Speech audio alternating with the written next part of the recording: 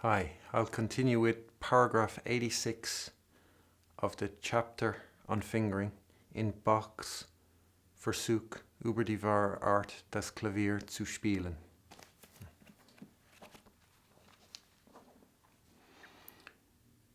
Ich mache den Anfang bei Anführung einiger besonderer Exempel unter Figur 57 bei A das Überschlagen des zweiten, bei B des dritten und bei C des vierten Fingers über den Daumen in Sprüngen zu zeigen. Bei Figur 58 sehen wir das Einsetzen des Daumens in springenden Passagen. Man merke hier, dass allezeit nach dem Daumen der vierte Finger und nach dem zweiten der kleine eingesetzt wird. So here's figure 57, A, and the first example is for the right hand. And so this is an example of the second finger crossing over the thumb in a passage which jumps. So an arpeggiated passage. And looking at it in trying to figure out what Bach wants to communicate with his examples, one could observe that when the second finger is crossing over the thumb, it's going onto a black key. So it could be that perhaps Bach wants to show that when the second finger crosses the thumb, it's going onto a black key, which would coincide with AC fingering. As well, I just wanted to look or observe that if one thinks of the paragraph 77, where Bach provided fingerings for triads, and he provided fingering for the triad on the right hand for F minor. So for the F, A flat, C, he used 2, 3 and 5. And he listed a bunch of other keys, minor keys, that same fingering could be used for. And so I just wanted to say that this fingering here is consistent with that. One of the other keys he mentioned was C minor. And there you can see the C minor triad at the beginning of that example. And he uses on the E, on the G, E flat, C, he uses 5, 3 and 2. And so in blue, underneath is the AC fingering, how you'd adjust it. And so the crossing over part would stay the same as Bach, and you'd use the fourth finger on the E flat instead of the third finger, and the third finger on the C. And I just want to note that with Bach's fingering, the second finger is forced to switch lanes. So alternate to go from a white key to a black key. And this will have, an effect on the rhythm. The finger has to get in a new position, which takes time to find, to be able to play the black, go from playing a white key to a black key. So that takes time. That can slow down the natural motion of the playing. So it'll affect the rhythm. It'll affect the sound, because the key, in order to get the golden sound, the finger has to be in its correct position before it presses the key. So if it doesn't manage to get into its proper position before the key is pressed, the sound is going to suffer. And it as well will, that alternating of the keys, every time you press a key incorrectly, tension builds. So it's going to contribute to an increase in tension and stiffness, and your hands, if it's happening often in a piece where there's no respite, eventually you're going to seize up. Your fingers, the nerves will stiffen, and you'll just tighten up, and you won't be able to move your fingers. So that'll be the results. And I wanted to say, and as well, the security will suffer. The feeling of, because if you think your hand is moving, the finger has to target a new key in a different area. So while the hand is moving, from right to left along the keyboard, your finger has to seek out that new key in a different position. The white keys are forward and the black keys are to the rear. So it has to find that rear position as the hand moves.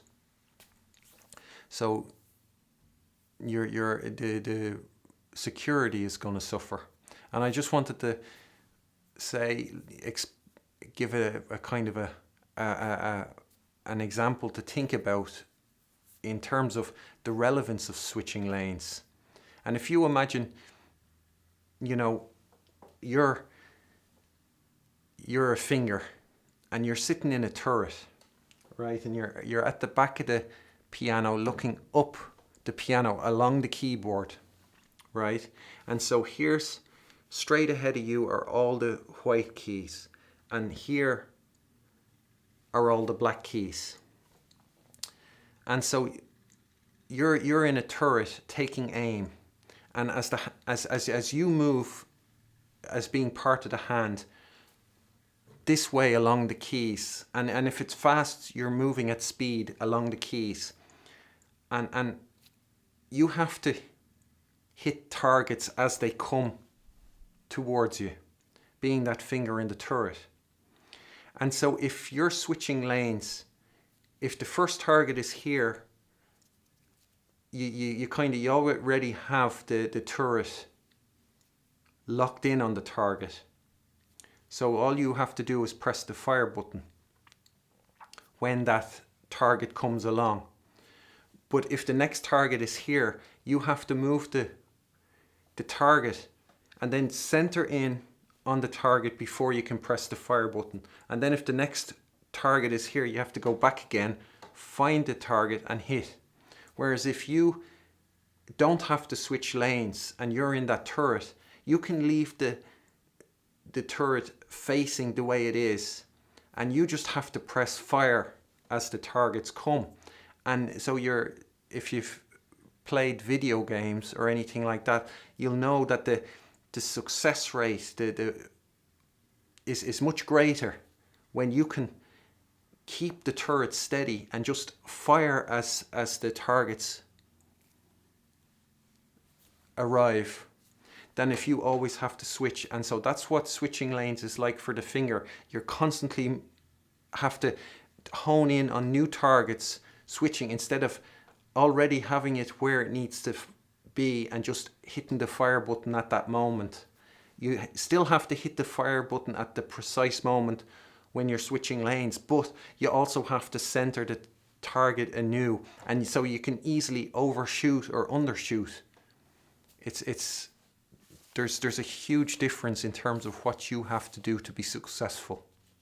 So I thought maybe that's a sort of a good illustration of the significance of switching lanes with fingering.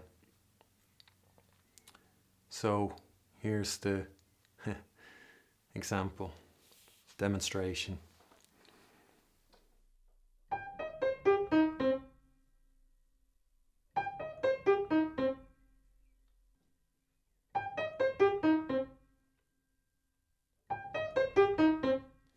And here's the second example for the left hand.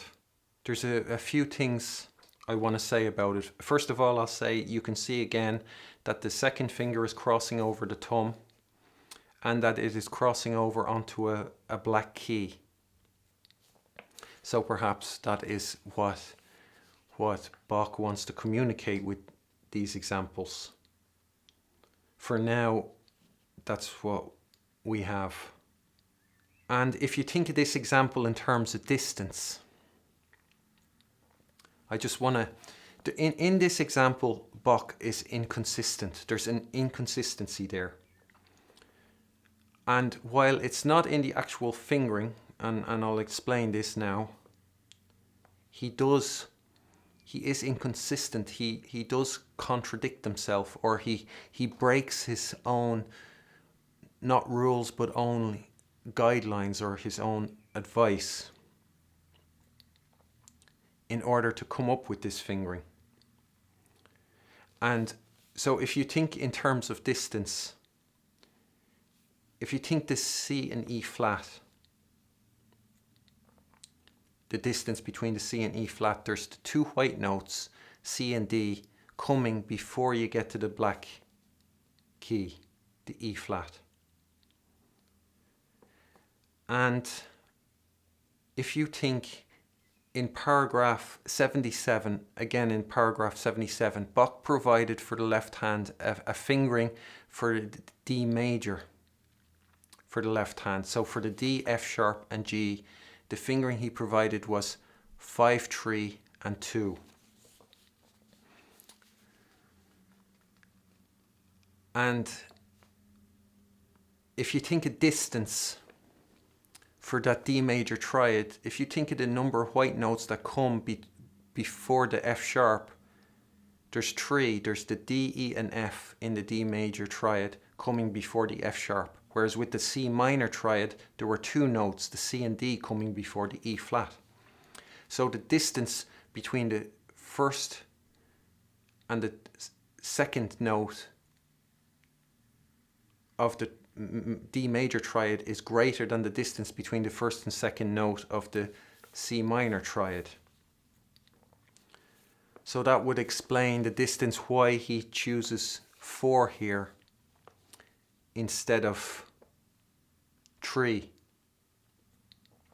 with this left hand fingering for that E flat. In that paragraph 77 and the following paragraphs that deal with the fingering for chords, Bach does not provide a left hand fingering for a minor chord. And that might have been an oversight, or it might have been deliberate. So since Bach doesn't provide a fingering for the minor triad, with that fingering there, he's not contradicting himself, or he's not being inconsistent on that level. But on another level he is. And I just want to refer back to the paragraph 83, where Bach talks about the G major chord. And he talks about it when that chord is broken in a downward motion. So you're going from the upper G downward in the left hand to the lower G. It's like an arpeggio. And there he said, for the sake of the good performance, one would use the third finger on the B instead of the fourth finger. And for the C major chord for the left hand, Bach provided the fingering for C, E, G, and then the upper C, he provided the fingering 5, 4, 2, and 1. And so with the G major chord, when it's broken and in a downward motion, he says for the sake of the good performance, you will use the third finger instead of the fourth finger in that case. And then he justified that change because he said you can't expect the degree of clarity from a weaker finger that you can from a stronger finger. And since clarity has to a large part is dependent on the notes having an equal weight or pressure or attack, that is why you'd basically betray the god of distance and use the third finger on the B instead of the fourth finger. But he said when you strike all those notes at the same time, it's more the fourth finger is more naturally placed on the B. So in that paragraph 83, Bach he betrayed the god of distance, he abandoned the fingering he provided, and he moved in a direction towards AC fingering. And so the reason he gives was the stronger finger being better for the performance and the clarity. The stronger third finger over the fourth. So he betrays the god of distance. And in this example, Bach as well has moved in the example A, figure 57 for the left hand. Bach has moved again in the direction of AC fingering, in that he's using the fourth finger on the black key. And when you think the issue of clarity, and like you've seen with the distance, that fits, it's in accordance with that idea of distance. But here, so it's in accordance with distance, he's close, he's adopting the AC fingering, or he's moved closer to AC fingering. But yet he's inconsistent in that, again, here you have not the chord played, all the notes played simultaneously, where with the G major, Bach says the fourth is more naturally placed. So you could argue that with the C minor as well, that when the notes are played all simultaneously, that the fourth is more naturally placed on the E flat.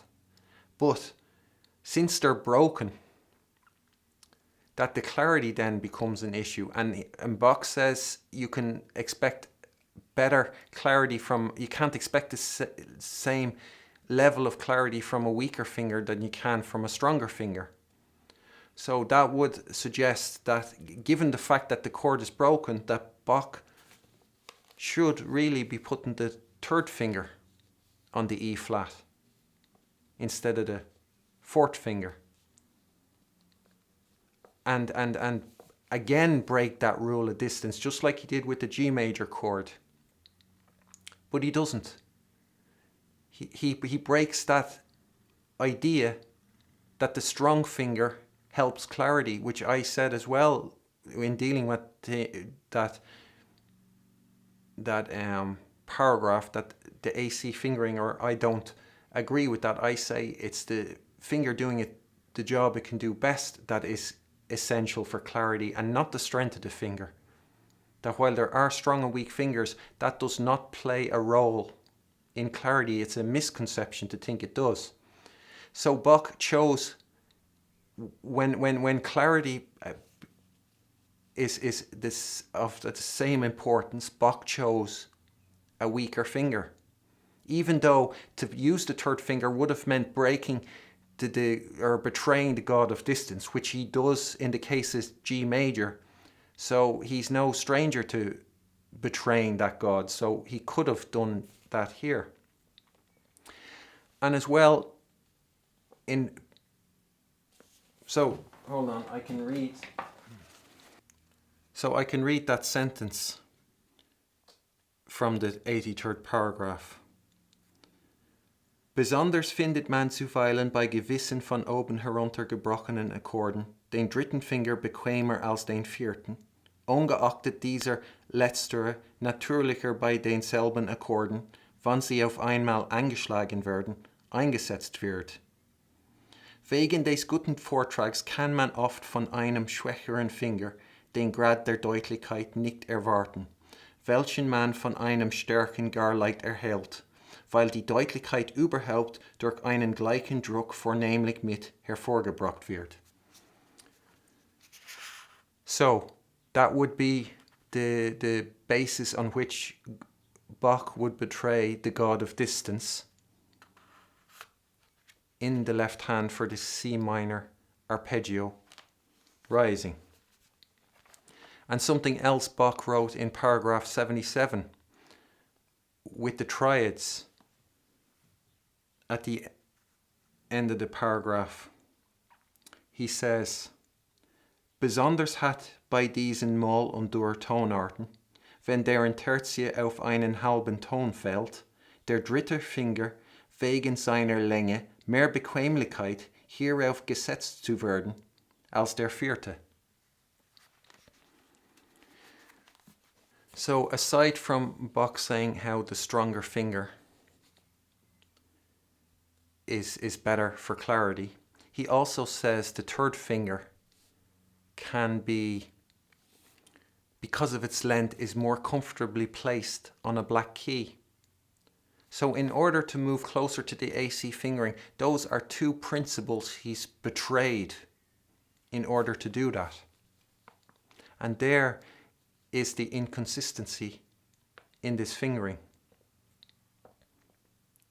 And I as well say that I think I recall saying at the time that it would seem logical that the length is a reason why the third finger, you could believe that the third finger is better on a black key. It's on a certain level, it's logical.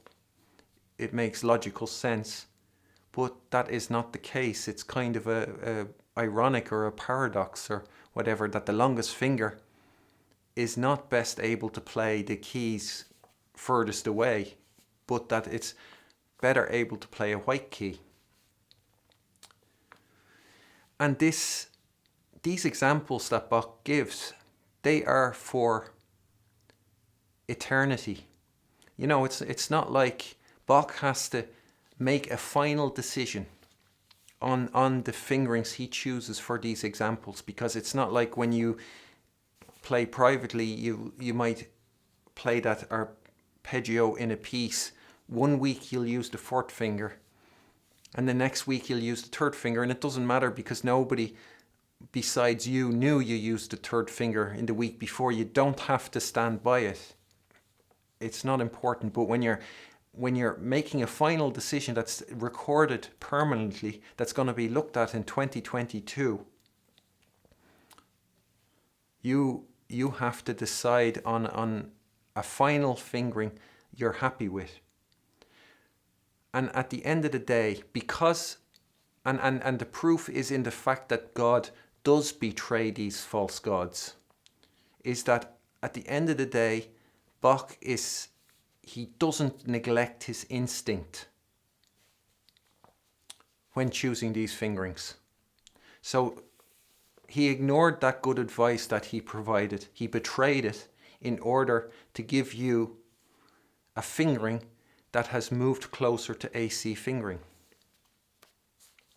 On both occasions, for the G major and for the C minor, he has suffered an inconsistency in order to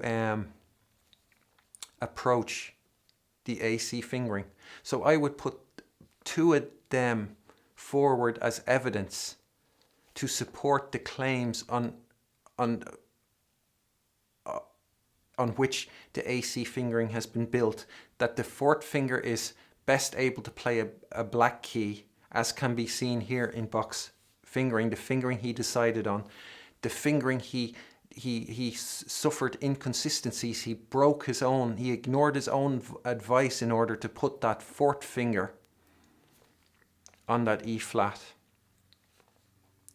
And as well, again on the G major, that with the AC fingering, that the third finger is best able to play a white key, because again he betrayed the god of distance and he ignored the fingering he provided when playing the chords all together in order to put that third finger on a white key. So I would say I would present those two examples as evidence to support the claims of the AC fingering system.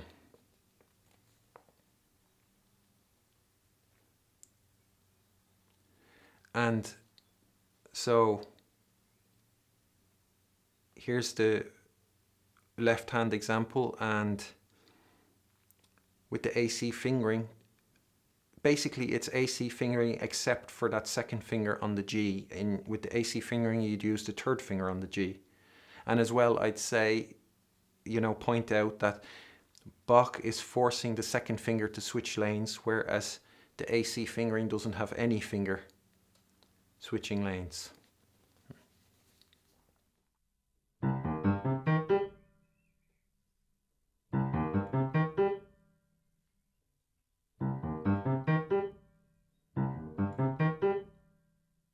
And here's the example B. And so this is an example for the right hand of the third finger crossing over the thumb. And first of all, you could observe that the third finger is crossing over the thumb onto a white key. So one could gather maybe that's what Bach is trying to say, or wants to communicate with these examples, that the third finger crosses over onto a white key, which would be in accordance with AC fingering.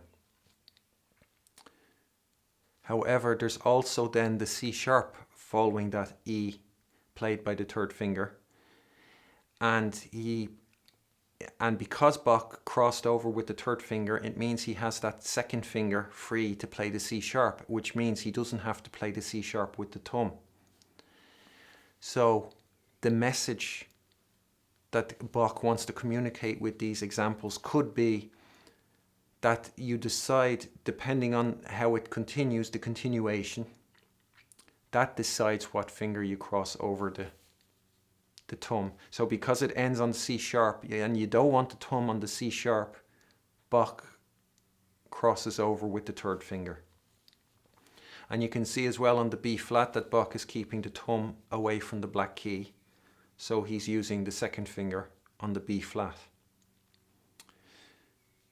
And you can see with that, in order to keep the thumb away from the B flat, Bach is betraying the god of distance again at the beginning of this example. And so in blue is the AC fingering. And with the AC fingering as well, it's important that the thumb stays away from the black key. And as well, it's important that the fourth finger stays away from a white key. So what you have is 3-1, and then it crosses over the fourth finger onto the C sharp. And then the end of the example stays the same as Bach's fingering. And again, in Bach's fingering, you have that third finger switching lanes. And with the AC fingering, no finger has to switch lanes.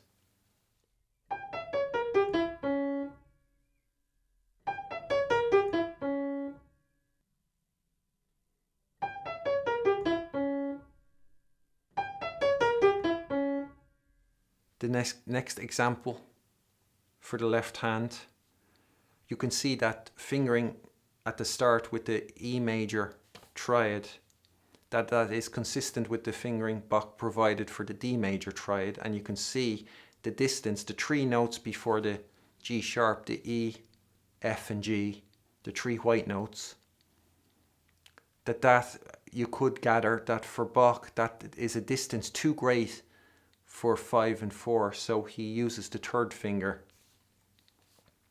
on the G sharp. So in this one he is obeying, he is faithful to the god of distance. And again, you have the third finger crossing over the thumb at the top onto a white key, and the second finger then is playing a black key, which effectively, crossing over with the third finger, keeps the thumb away from that G sharp, that black key. And I'd point out with Bach's fingering, you have 2 fingers. The third finger is switching lanes from a black key to a white key, and the second finger is switching lanes from a white key to a black key.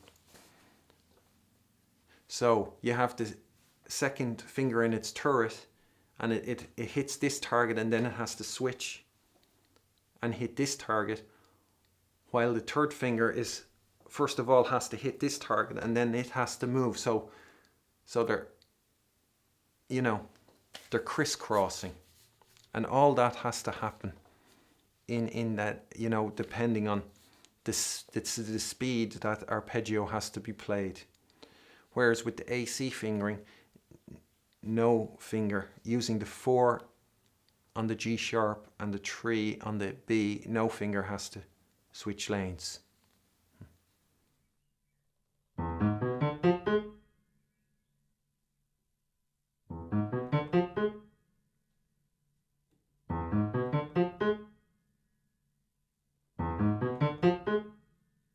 In the next example, on the right hand, C, this is showing the fourth finger crossing over the thumb. And you can see there where the fourth finger does cross over the thumb on the G and E, that following that fourth finger are two black keys.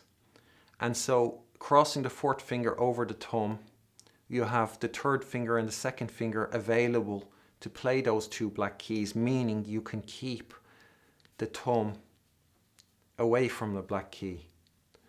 So it would seem that that is the main message, given that aspect, when you look at all the examples, that's the one that's consistent throughout all A, B and C examples, that is what Bach is communicating with these examples. Yeah, so you can see again, Bach is keeping the thumb away from the black key. He betrays the god of distance in the beginning. And with the AC fingering, you're as well keeping the thumb away from the black key. And you cross over with the fifth finger over the thumb. And you're keeping the fourth finger away from a white key. And that 5 and 3, you could use either. You apply the formula as you like. And so that would mean you could begin that arpeggio going downwards, that diminished seventh arpeggio, with either the little finger or the third finger.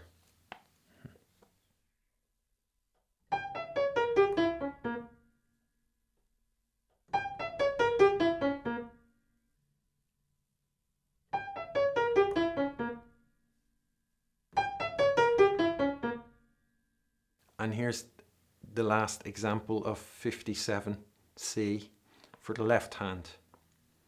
And it's the same again. Bach is crossing over the fourth finger, which it's going onto a white key, but that might not be, like we've seen, that's not the main point of these exercises. You can see that the third and second finger being available after the fingers crossed over the thumb means that the thumb is successfully kept away from a black key.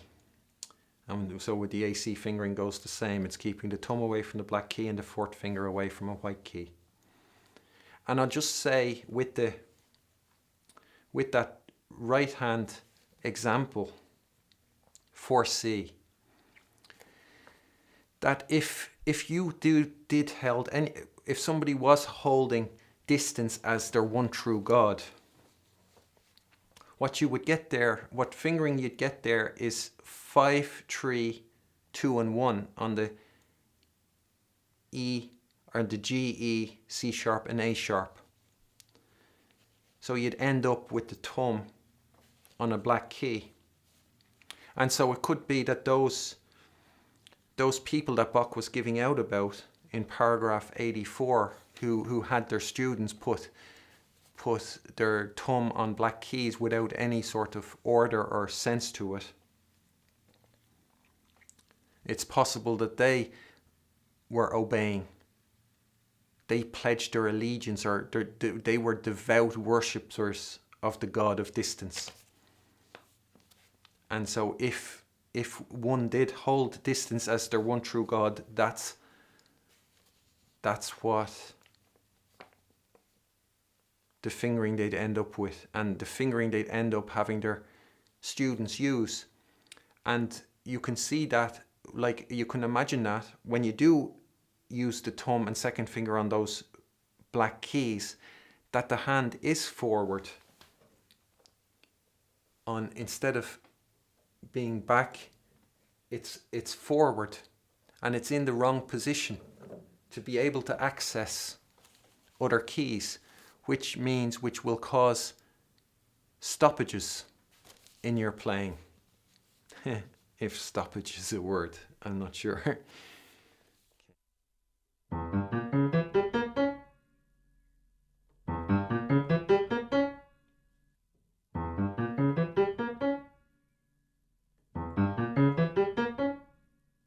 So here's figure 58.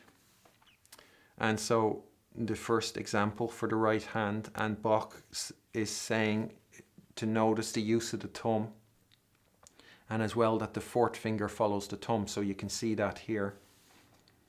And with the AC fingering, you'd follow the thumb either with the third or the fifth finger. And you can see with the fingering I've provided that I alternate between the third and fifth finger, so you can do that as you progress through the pattern. And I would say that the difference, I mean, I'm presenting the examples as playing both versions as best I can. So because I don't want the Bach version to be deliberately worse than the AC version. I want them to both be as good as possible. Ideally, I'd have somebody who swears by normal fingering and is determined to illustrate, who's practicing the examples all the time and never deviates from normal fingering, and have them compare the AC fingering to that. Ideally, that would, I'd be doing that, because then you could really see, does the AC fingering win? But obviously I don't have that, so I try and play it as good as possible. So that might make it less obvious, the differences. Plus, to be honest, the AC fingering, it helps, with the AC fingering you get, in terms of interpretation, in terms of expression of the notes, it brings it out more. So that artificially helps normal fingering. Where with normal fingering, very often when you start, like I said in the last talking video, or in the last video to do with this chapter, that very often it's extremely common in a lesson to learn the notes first and add the expression later, and that's because normal fingering does not draw out the natural expression of the notes, whereas AC fingering does. So if it weren't for AC fingering, the examples for normal fingering would probably be a lot worse. But so I will say that with 1 and 4, what you might notice when you're doing it, that it's like you're a passenger when you're playing a pattern like that, and you could try it yourself, that you're along for the ride, and you don't feel like you really have any control over the speed, or your foot is not on the brakes. You start it and you get to the end, and when you get to the end you sort of go, whew. If it works out, you breathe a sigh of relief. But you were never really, you weren't in the driving seat, and your foot wasn't on the brake, ready to stop whenever you decide to stop. Whereas with the AC fingering, you are in control, and when you stop, it's because you've hit the brakes, and you stop and you say, right, what's next? I'm ready for more. Whereas with the fourth finger, it can be like, you might notice this, I'm exaggerating, but it's like after you've gotten through it, it's like your legs are wobbly. It's like you step off a roller coaster. You're just glad you got to the end of it, and you're not ready to go, right, what's next? And you're not in control. The next thing will sweep you off your feet too. So that's the difference with the AC fingering. You stop, you're in control when you stop, and you say you're ready for the next thing. You go, right, what's next?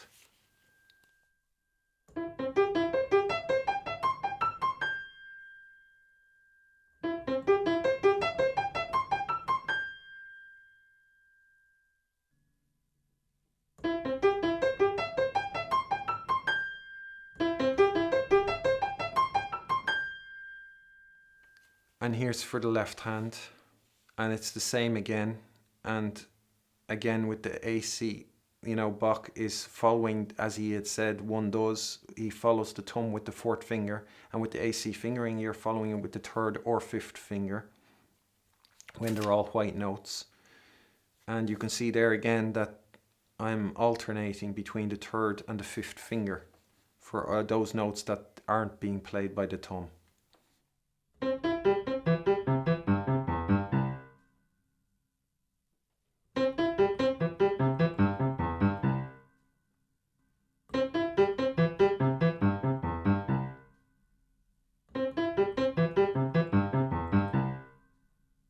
In the next example, you can see Bach is showing, he introduces a black key, the C sharp, and this fingering he provides is exactly AC fingering.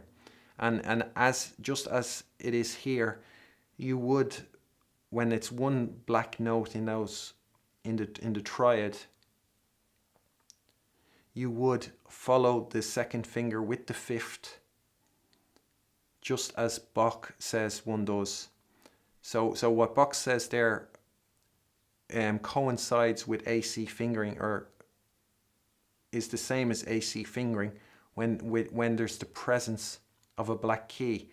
Because if you continue that pattern, you know, Bach indicates that the next note in the pattern would be E, and he writes the thumb over that E, and I wrote the 4, because with the AC fingering the next note in the pattern would be C sharp, and with the AC fingering you'd use the fourth finger on that C sharp, so you'd follow the thumb with the fourth finger when there is the presence of a black key.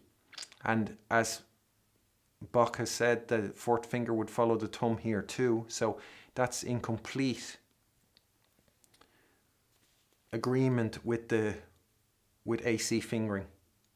And the next two notes in that pattern would be G and E, and you'd play the G with the thumb, and with Bach he'd be using the fourth finger on that E, whereas with the AC fingering you'd use the third finger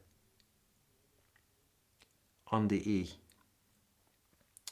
And so that's where they diverge. The two fingerings diverge.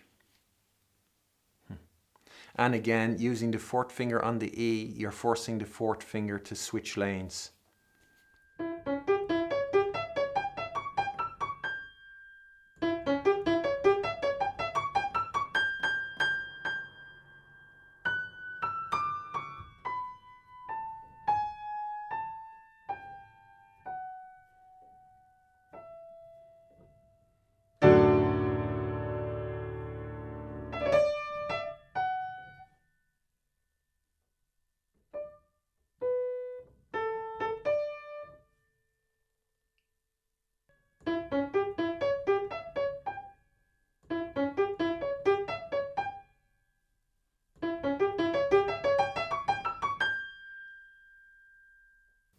And the next example is for the left hand. And you can see Bach follows. It's basically AC fingering with the presence of a black key. And so that coincides completely, the use of the little finger after the second finger and the fourth finger after the thumb. Only on that G, you wouldn't use the fourth finger, you'd use either the fifth or the third finger according to the formula, the AC formula. And again, the fourth finger is being forced to switch lanes with Bach's fingering.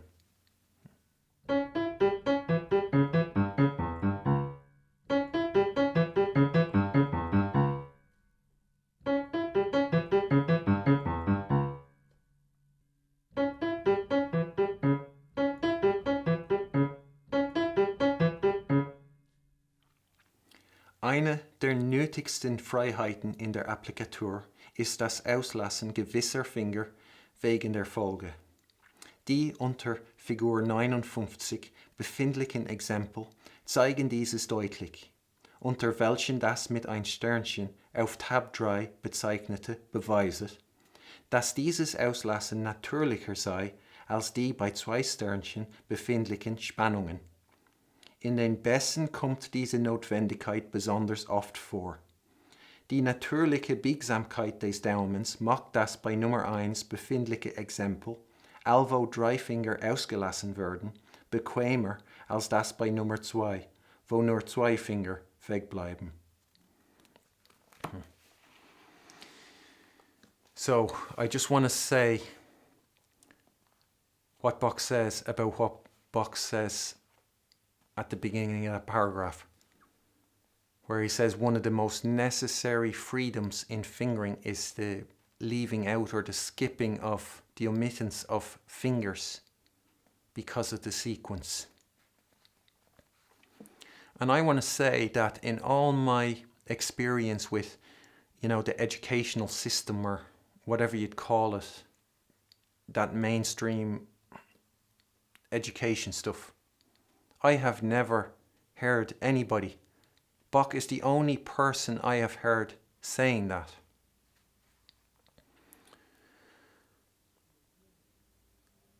And so I would use that as a basis to speculate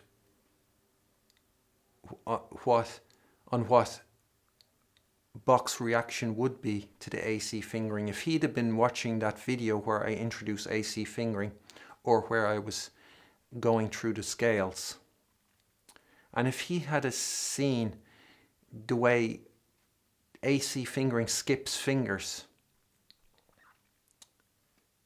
I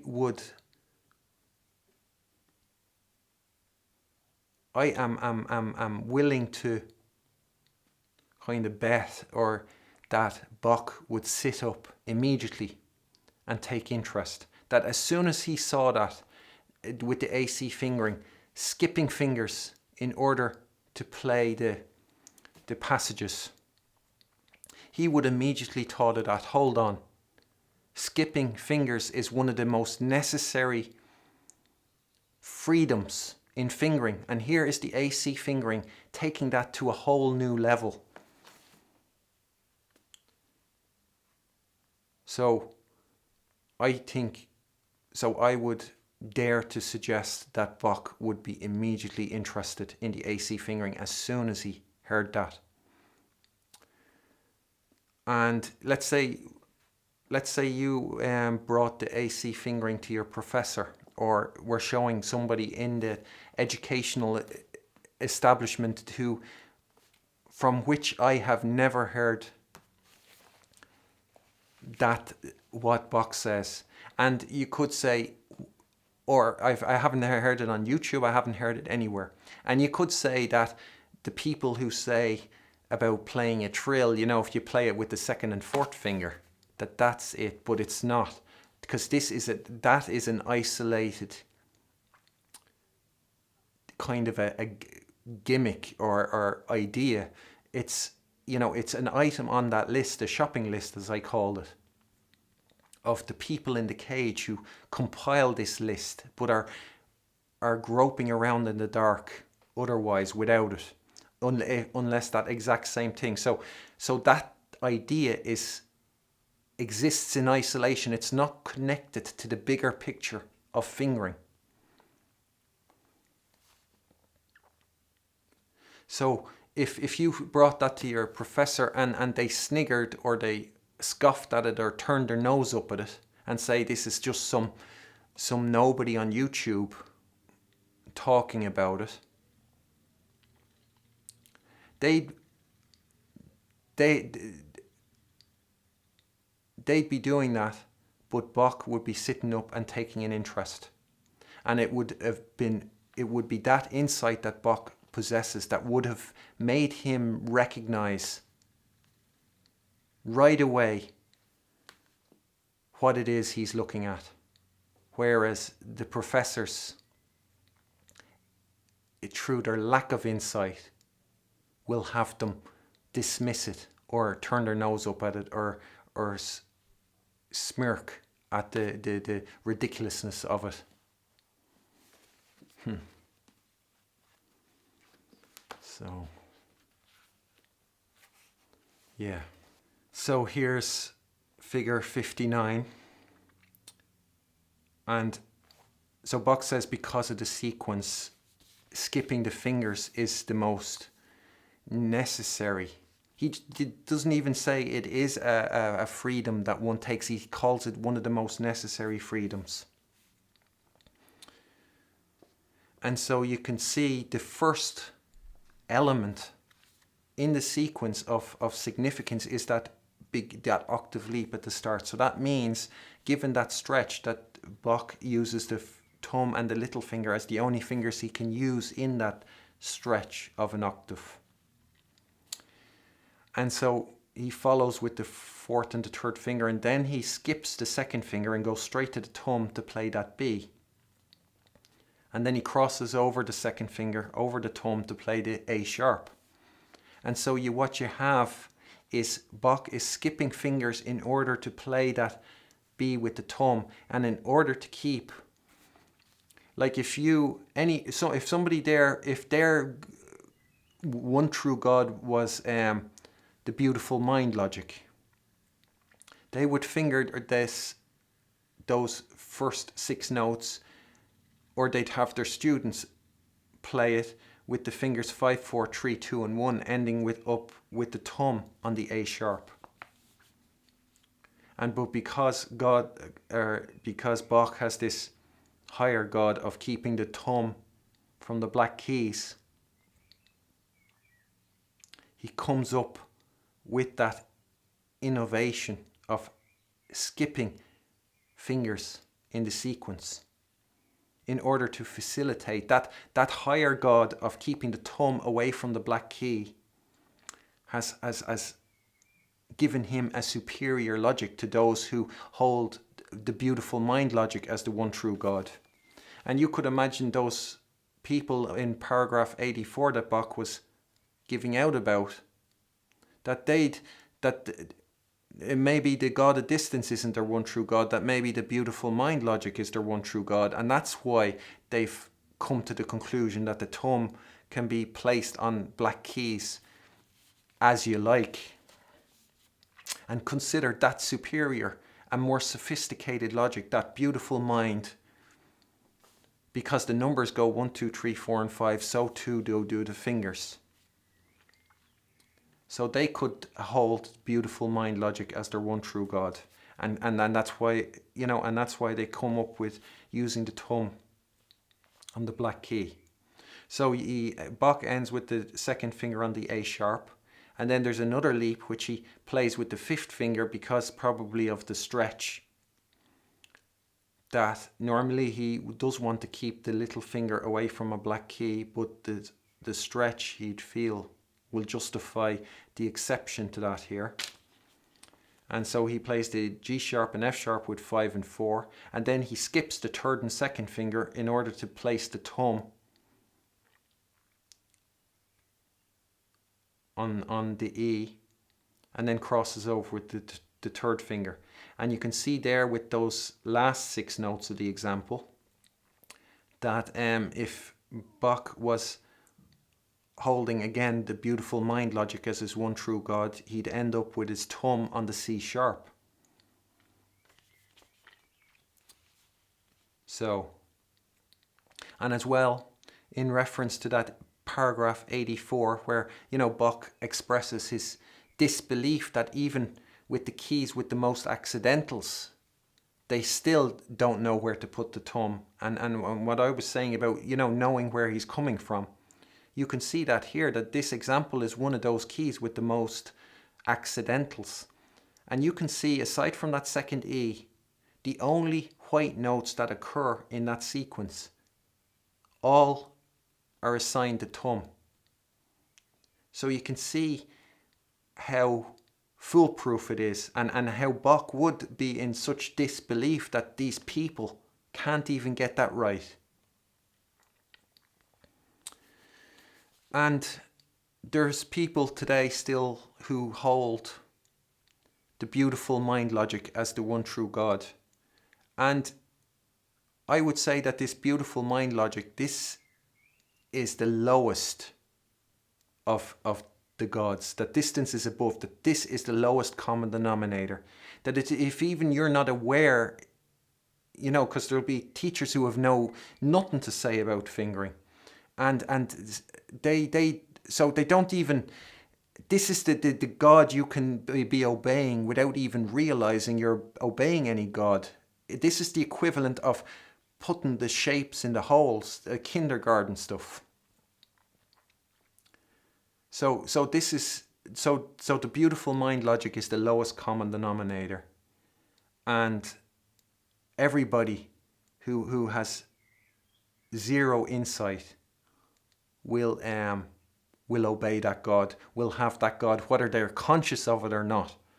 And the professors, the difference they have is they still hold this beautiful mind logic as the one true God, but they have, there's a sort of an arrogance about it. They feel superior, that they have this beautiful mind logic, that they're great, and they'll give you a fingering that they think is good, and so they'll write in, so you'll get exactly that fingering that those people with their innovations of using the thumb on the black key, that has Bach feeling, makes Bach incredulous.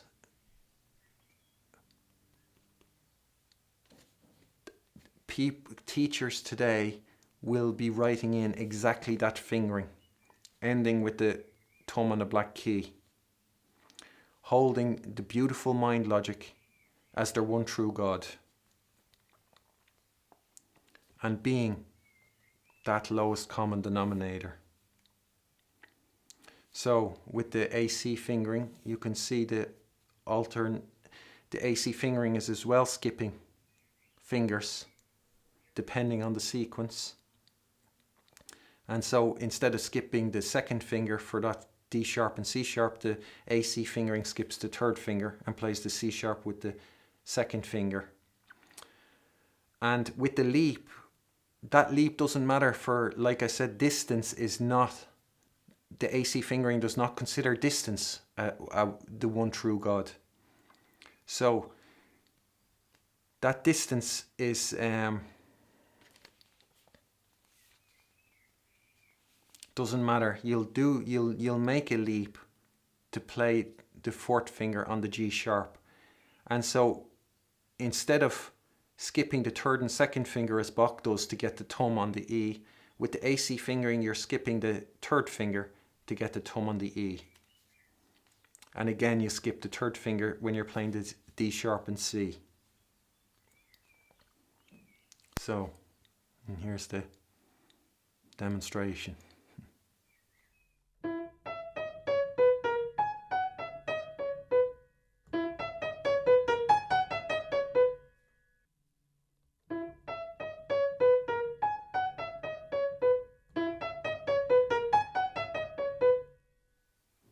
And here's the left hand. And again, Bach, you can see Bach skipping the fingers.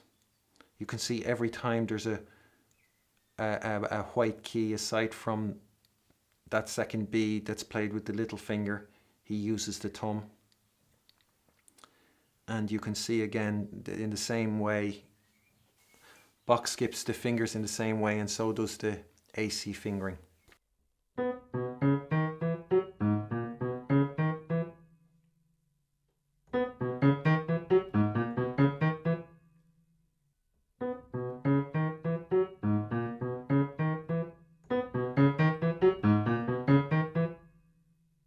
And here's the example with the star.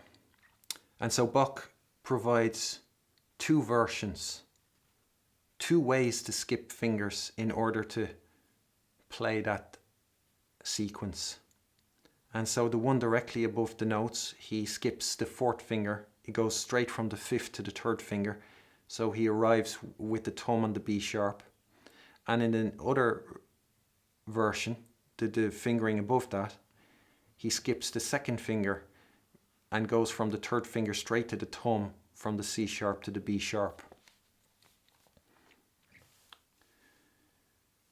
And you can see in the example with two stars that first stretch, which he says is not as natural as the stretches in the first example with the one star, that is the stretch he's talking about is the one from the second finger to the fourth finger from the G sharp to the E, that's an unnatural stretch, or a stretch that's less natural than the stretches in the example with 1 star. And then in the next one, the less natural stretches would be, one could imagine the 3rd finger on the D sharp and the 4th finger on the F sharp, because if you look back into at all the other examples where there are 2 black notes in a corresponding position or distance from each other, Bach has always used 3 and 2 with those fingers. And so that would probably belong to one of those less natural stretches, and the 2 and 3 on the B sharp and D sharp, that might be another of the stretches. And I would say both those examples are examples of fingerings that people will come up with who hold the beautiful mind logic as the one true God. That's the thing, when you have a false God as the one true God, you'll end up obeying that, holding it as the one true God. You'll end up doing ridiculous things. You'll be trapped below that false God. So you'll never rise above the level of that false God. And the level of that beautiful mind, false God, that's the lowest common denominator. That's the level anybody who obeys that God or holds that God as the one true God, that's the level they're trapped in. And that's the level, I mean, that's one of the levels that lead to cage life, or have you in a cage.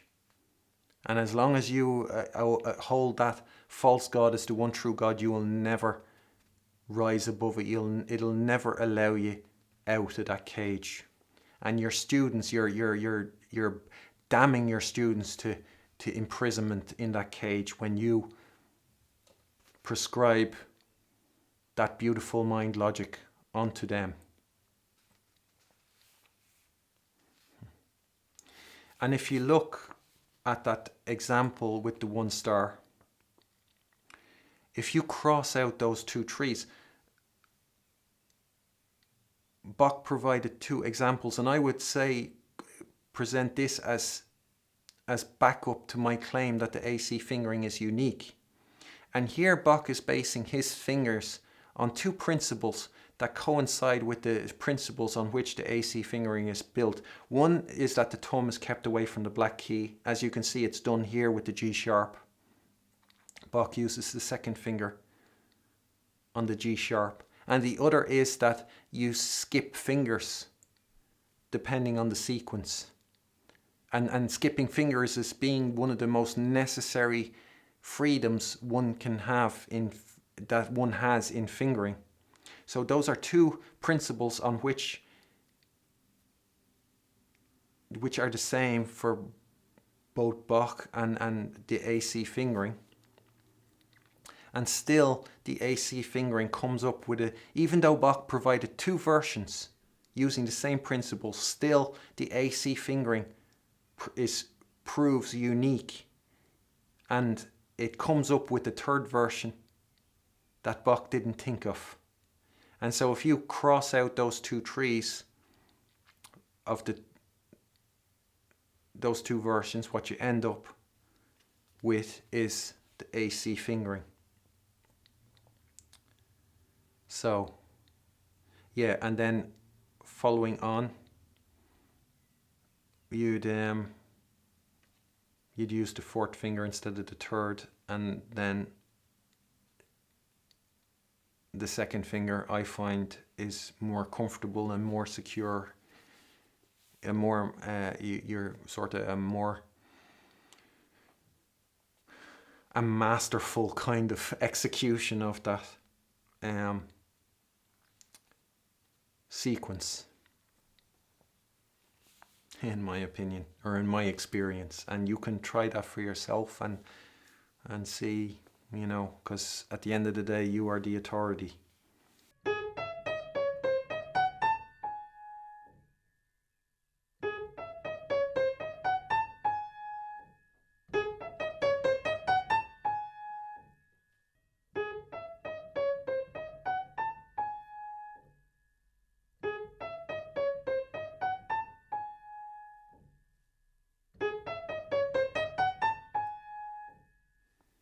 And here's the example marked 1. And that example is AC fingering. And the example marked 2 with the second finger. And so Bach is saying that the AC fingering is more comfortable than the non-AC fingering version. Because with the AC fingering, given that there would be no reason to use the second finger on that A, because it's not a job it can do best, and there's no other circumstances that prevents you using a finger that can play the white key best there, so you would not use the second finger. So Bach says the AC fingering is more comfortable than the first, but I would disagree with the reasons. He said because of the flexibility of the thumb, it makes the number 1 example more comfortable than the number 2 example. I'd say that's not the reason. And I would say that the reason is because the thumb, all the fingers in the first example are doing the job they can do best, whereas in the second example, the second finger is not doing the job it can do best. So I could put that forward as another evidence to support the principles, to prove the principles on which the AC fingering system is built, has been built, the validity of those principles.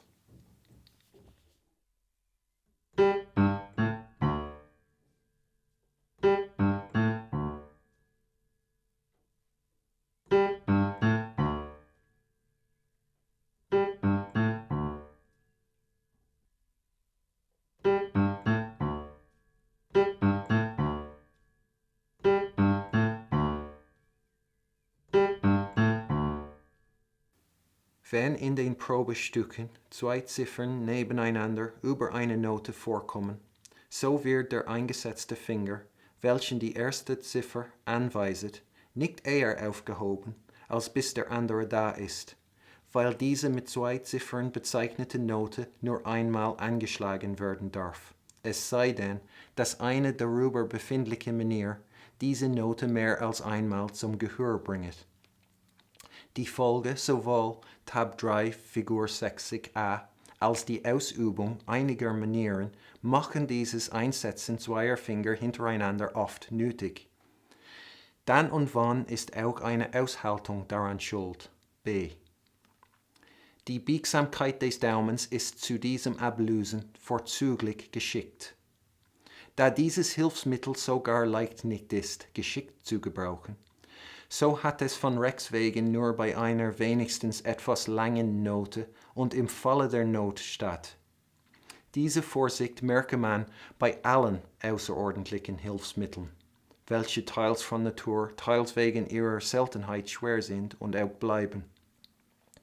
Man erlaube solche seinen Schülern nicht eher, als bis entweder gar keine andere Möglichkeit mehr da ist, oder man müsste eine noch größere Unbequemlichkeit sich gefallen lassen.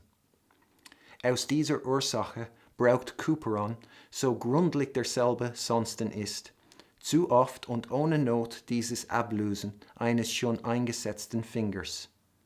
Ohne Zweifel war der rechte Gebrauch des Daumens damals noch nicht völlig bekannt. Man sieht dieses aus einigen von ihm bezifferten Exempeln. Allwo besonders bei Bindungen, so verfährt, anstatt den Daumen zu gebrauchen oder mit einem Finger vorzugehen, welches beides leichter ist als dieses Hilfsmittel. Da der Daumen von unseren Vorfahren nur selten gebraucht wurde, so war ihnen oft im Wege. Folglich hatten sie manchmal zu viel Finger. Als man nachher solchen fleißiger zu gebrauchen anfing, so mengte sich die alte Art noch oft unter die neue, und man hatte gleichsam noch nicht das Herz, den Daumen allezeit da, wo hingehört, einzusetzen. Jetzt so empfinden wir dann und wann, ungeachtet des besseren Gebrauchs der Finger bei unserer Art von Musik, dass wir deren zu wenig haben. So, I want to say as well with this that I would use that last thing that Bach says, a basis on which to speculate again his reaction to the AC fingering system. And in dealing with the scales, I have said that with normal fingering, it's normal fingering in which you have a finger less, you know, in terms of anticipating people saying that the AC fingering is too restrictive, in that it doesn't allow the fourth finger on a white key. And based on this paragraph, if Bach had been listening to that, he again, when he immediately when he saw that the AC fingering leaves out fingers in the sequence, depending on the passage, so he'd have been sitting up and paying attention, saying, hold on, this guy is onto something, this is interesting, he has something here. When Bach would have heard me say, you have a finger less with normal fingering, Bach, with his insight, he knew that issue with his fingering. He expresses it there. And so as soon as he'd have heard me say, with normal fingering you have a finger too little, he would have been hooked. Because then he would have said, not only do I recognize the problem he recognizes with normal fingering, I am providing the solution. And I'll say this. If the AC fingering system is the actual answer to fingering, it's not a matter of an alternative fingering, or, you know, if you prefer it. It is the actual answer to fingering. And if you think of it in another field, like in mathematics, the concept that a problem that contains in it a set of variables can be solved by a formula or an equation is not a radical concept. There are formulas or equations that solve problems with a set of variables. And fingering is a problem with a set of variables. And just in the same way, a formula will solve that problem. And the AC fingering, I have come up with that formula. I have solved that problem of fingering with its set of variables with the AC fingering. And that is the actual case. That's why I'm able to spot the inconsistencies in Bach's fingering. That's why the AC fingering is never inconsistent. It's not because I'm so much more intelligent than Bach, or so much more perceptive, or that I'm always 2 steps ahead of him. It's because the AC fingering is the actual correct answer. So I've discovered it. This is for the first time in the history of the piano, the formula that solves fingering has been discovered.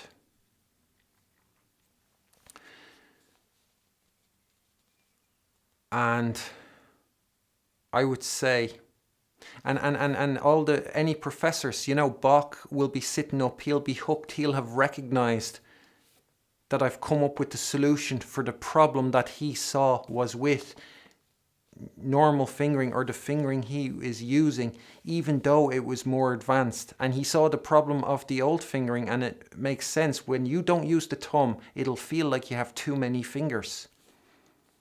And with normal fingering, it feels like you have too few fingers. And again, the professors who'd turned their nose up at this, they lack that insight. It is their ignorance that causes them to do that, whereas it's Bach's insight that would have him recognize the AC fingering immediately. And I would say, if you have spotted the value of the AC fingering, or recognized its qualities, I would say that what you are doing is recognizing the actual correct answer. So that means that is a great credit to you and your quality. And that means you do not belong to the mediocrity. You are not part of the lowest common denominator. Because these experts and all, and know-it-alls and professionals, professors, anybody who'd see the AC fingering and not recognize anything in it. When I came up or discovered the formula to solve fingering, nobody even knew, these professors and all, they didn't even know there was an actual formula that did solve fingering. It wasn't known. And not only did I not know that, I had to come up with it myself. I had to come up with the formula that solves fingerings by myself. And now here I am presenting the correct answer. The formula that solves fingerings, I am presenting it on a silver platter. And these experts, all they have to do is recognize the answer served up to them on a silver platter, the correct answer. And if they are unable to do that, that speaks volumes for the standard they are at. And you can know that if you, and again I say, you can examine this, you can look at the videos, you can see the evidence, the mounting evidence. You don't have to believe me that the AC fingering is the actual correct answer. For the first time in the history of classical music, in the history of classical piano, the formula to solve fingering has been found. When you recognize that, and you're doing it now, you're ahead of all the experts, and nobody's telling you what to think. You are recognizing the correct answer, and that is credit to you for being able to do that. That shows real quality. And so you can sit back now, if you haven't believed me, and do realize that the AC fingering is actually the solution. And if you think about it in maths terms, how absurd is it, the concept that a formula would solve a problem that contains within it sets of variables. You can sit back now and see how long it takes the authority figures, the figures that society have elected as, their leaders. You can see how long it takes them to recognize what is being presented here.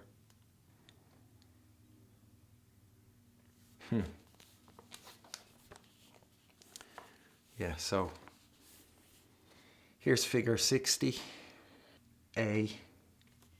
The first half is the same as AC fingering. And in this, with the E, the tied E note, you can see he switches the finger from the fifth finger that plays the E. He changes that to the second finger without releasing the key.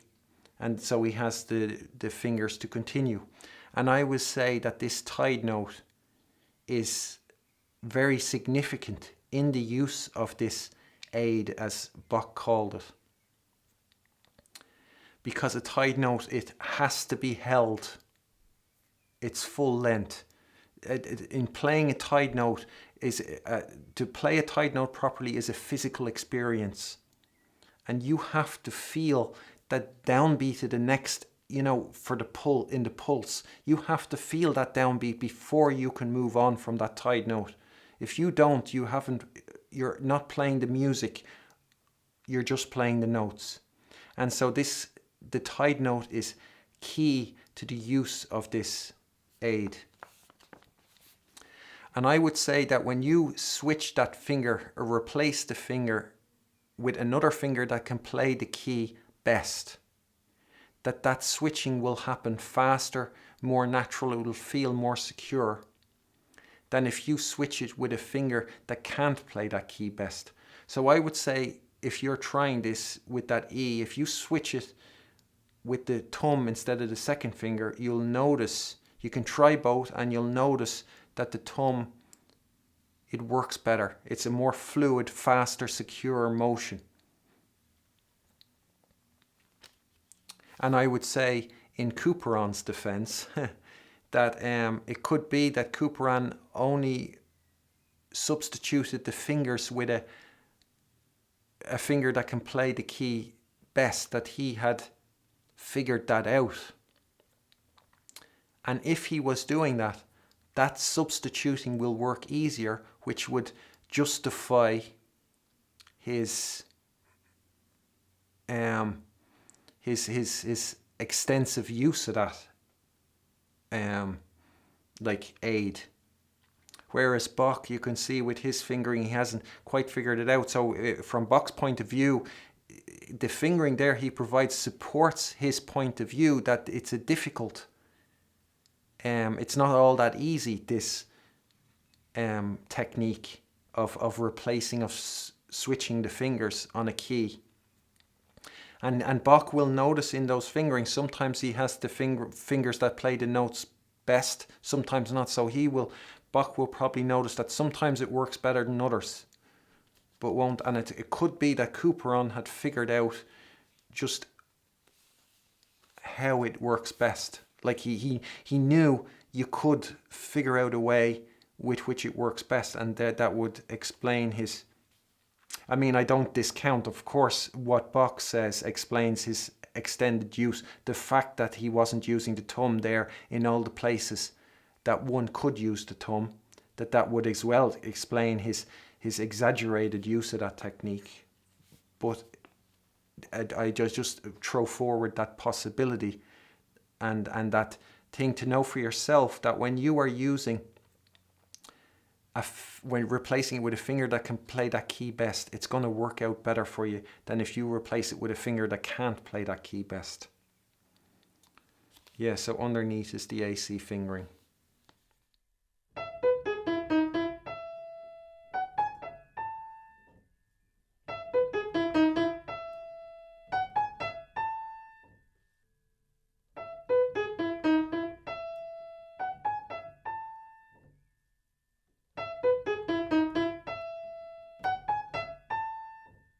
And here's A for the left hand, and it goes the same again. Bach replaces the E, it's a tied note again, and Bach replaces with the thumb before, so he has the fingers available to continue with the passage. And underneath is the AC fingering. You apply the formula. And with using the third finger on the B, you don't have to switch lanes.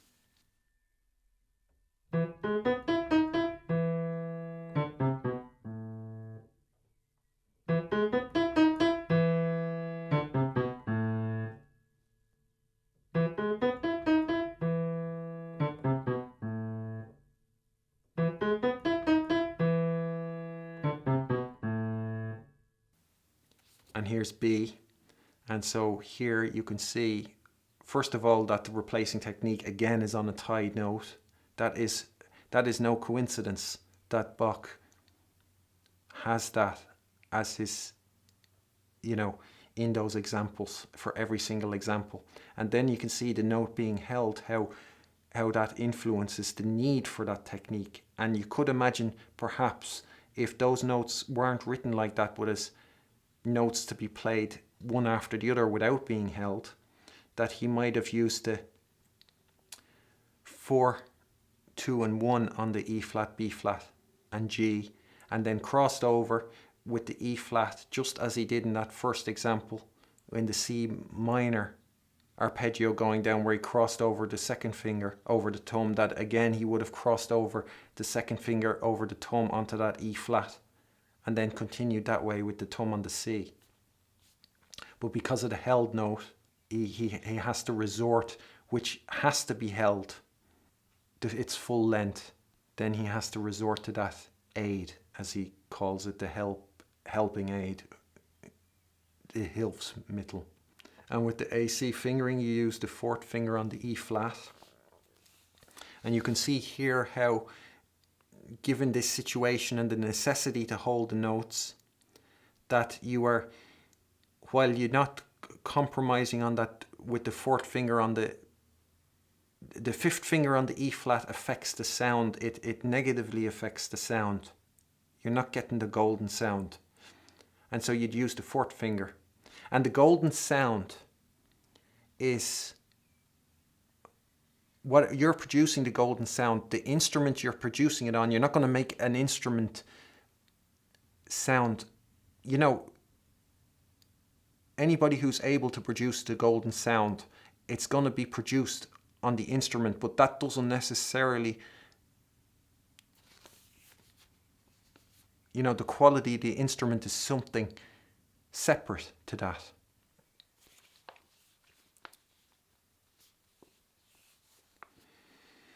So yeah, you can see that you're using the fingers, the 3 and 2 on the you're giving them the job they can't do best, only second best. But in the hierarchy, the fourth finger not playing, or the little finger not playing a black key, is higher up on the list. So those things, you're giving them the secondary jobs in that context. Yeah, and then you switch. And here you could try that with that E flat, switching it with the third finger, using the finger positions that I've shared, and then try it switching from the thumb to the fourth finger and use those finger positions, and you'll notice a difference in how that feels, in the speed at which you can do it, in how it is in harmony with the rhythm, with the music. Yeah, so that's that.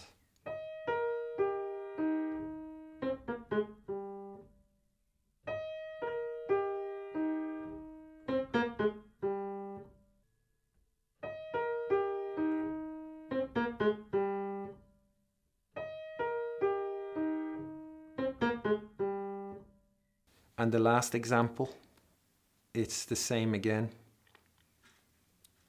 and the AC fingering is underneath.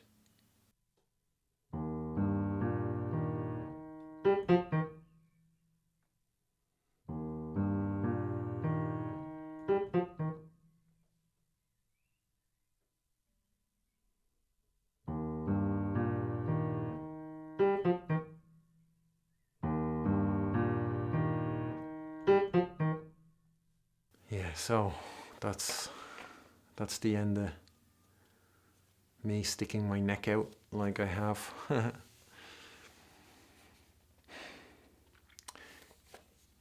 You know, like when I say these things, it's a bit, I'm throwing it out there, and I don't know how it comes across. But I just say, to end this video, that the reason you'll be watching this is for selfish reasons, that you are watching it to get the best for you. And what you'll be getting from watching this is, it's a comprehensive look at fingering. And so you get to see me who's devised my own, what I claim, and which I know is the actual formula that solves fingering. You're getting to see that being introduced along with what Bach says about fingering. And so you're learning a lot about fingering, learning a lot of, gaining insight, and whether you agree with it or not, or what, you would get to know that. I don't know what you know, but you are learning what I know, what Bach knows, plus what you know, which would put you above myself and Bach. So that's what you're getting out of this. So I just say that, and you know, look for those things that benefit you. Because, all these, the lowest common, the people who hold the beautiful mind logic as their one true God, or hold distance as their one true God, all these things, when they have you doing that, and you encounter the natural problems, and let's say you have an exam, and you don't do well in the exam, they don't go, oops, that's on me, that's my fault, I told you the wrong thing, I gave you information that inevitably led to your failure. They don't say that. What they do is say, did you practice enough? How often did you practice? I would have expected more from you. You have to be more disciplined. You have to spend more time at it. And the fault would lie on your shoulders, and you'd be given the guilt trip. And it's exactly like, Catholic religion or anything. They trap you.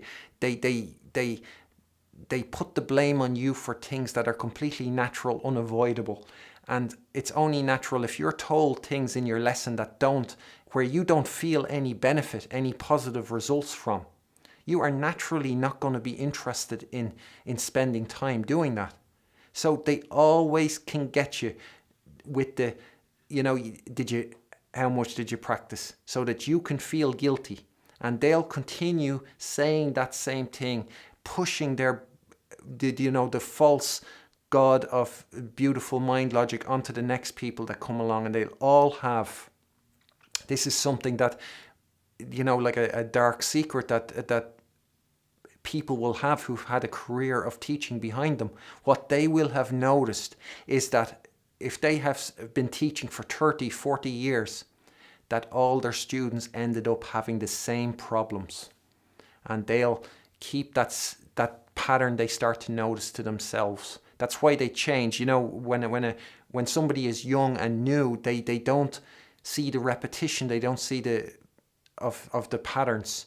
They think when they do start to see it and they do start to feel helpless by it, they get more scared. Somebody like me has a lot more a more devastating effect on a career teacher than it would have on a student or on somebody who hasn't kind of dug their own grave, so to speak. Yeah, so you naturally won't practice. They always can get you with the guilt. And then in college, when and then the next time you practice, it's out of guilt. It's out of like that feeling that it was your fault that it didn't go well. And then you practice. And then if it still doesn't work out, it's still not their fault. They still don't take any responsibility. What it is then is you're just not talented enough. And they might, instead of reprimanding you or making you feel guilty, they'll make you feel inadequate. They'll say, we can't all be so talented. And they still don't take any responsibility. But I stand by what I say. And I do take responsibility. And I have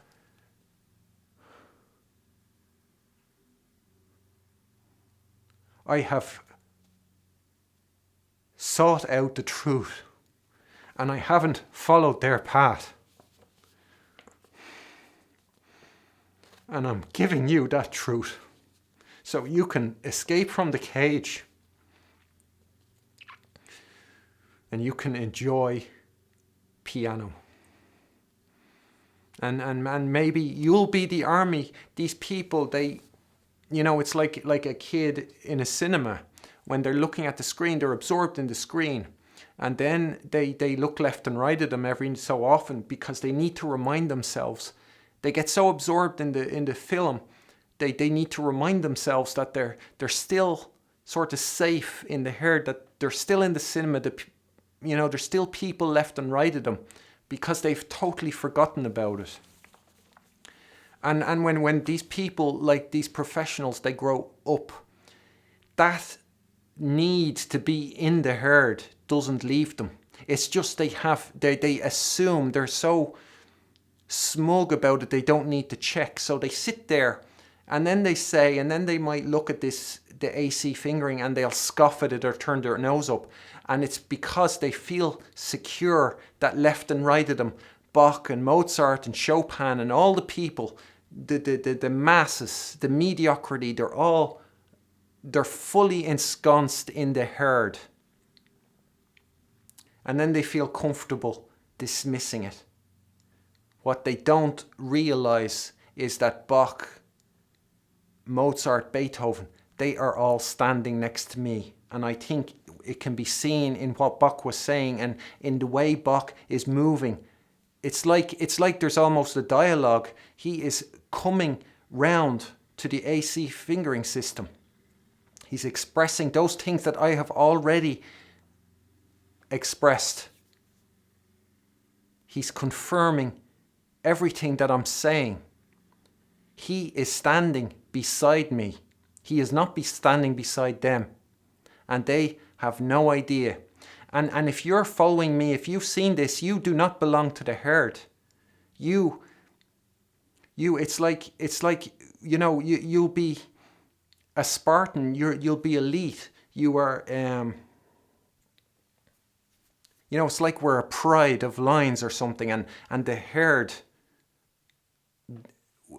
we don't have a herd. We devour the herd. That's what it'll be like. So yeah, so thanks. I'll probably end it before I say I don't know. Bye.